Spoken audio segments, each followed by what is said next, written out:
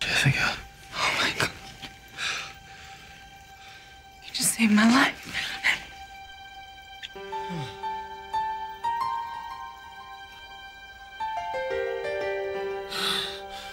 Spellbound begins with Jessica escaping miraculously. Jason intercedes and brings her back into the house, rolls her up in a blanket, and closes the door and brings her back into the vampire holding cell. Now, they're on a somewhat level playing field because they've both saved each other's life.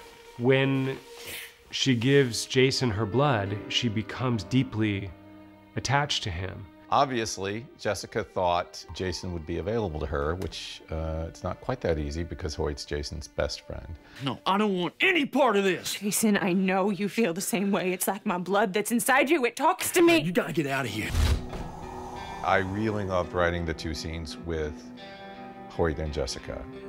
It's done in kind of a great way because Jessica first dreams the breakup. You deserve someone better than me.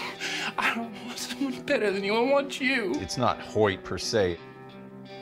If I can't have you, I don't want to be alive. It's her idea of what she thinks Hoyt must be like without her, or what a part of her wishes he was like so that it would be easier to leave him. The second scene is really brutal. This whole time I've been sticking up for you. I've been getting beat up for you. And you know what? You don't deserve me. It's really, really brutal, and the things he says to her, I think it's going to be hard to come back from that. Hoyt, I deserve someone who's not going to be a f***ing virgin for all of eternity. Sookie realized how much she didn't want Eric to die during the time when the spell was taking place. She makes the decision afterwards to offer her blood to help him heal, and surprisingly, he offers her his. And she's a little confused because she's like, I'm not injured. And he's like, come on, we'll be one. They drink each other's blood, which is, for humans like Sookie, intoxicating to drink a vampire's blood.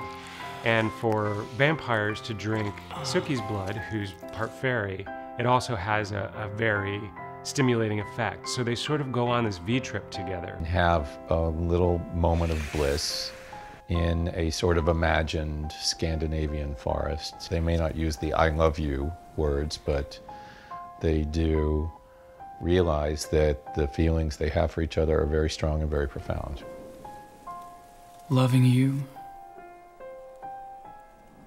Possible. However, on True Blood, you basically get one episode before everything goes to hell. The end of episode 8 is probably the biggest fight we've had on this show.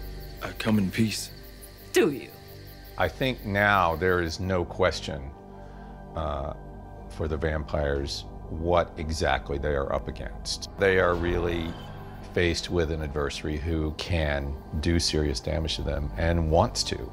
And not only wants to do it to a handful of them, she would like to see all vampires eradicated. Bill has to confront her and has to try to appease her because he knows that a war is gonna, as he says in the episode, it's gonna create a lot of needless death on both sides. Bill sort of offers her an olive branch and the promise of peace between the vampires and the Wiccans. But he doesn't trust her. She doesn't trust him. And of course, as we see by the end of the episode, there's not gonna be a peaceful solution to this.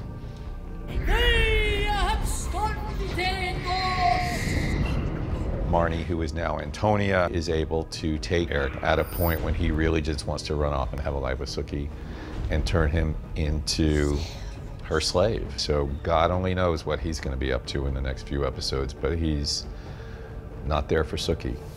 That guy, you know, that sweet, innocent Eric, he's not there anymore. Sookie gets shot. Well, you know, as they say, before they go to war, we could die, we could all die. And war has casualties. And just being the, you know, the lead character doesn't save you necessarily.